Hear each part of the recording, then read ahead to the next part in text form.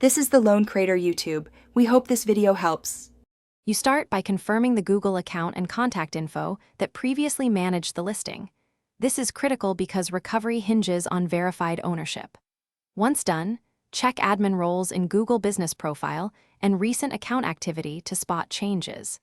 Next, find the business profile ID via a search or maps listing so you can reference it in forms and support chats.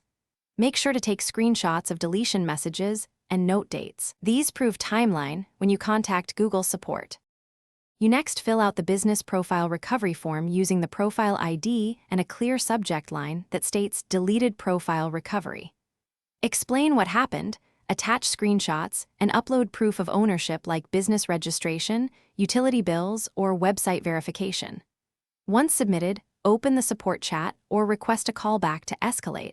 Live support shortens response time.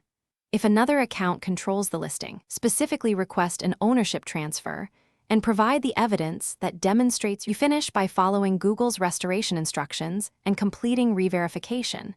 This often requires re-adding verification methods like phone or postcard. Once restored, immediately review and reapply business hours, services, photos, and any posts to regain visibility. Make sure to update account recovery options to prevent repeat issues.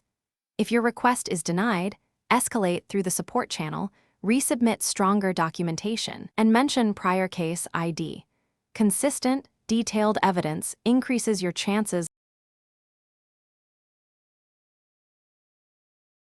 Thanks for watching. Consider subscribing if we helped you.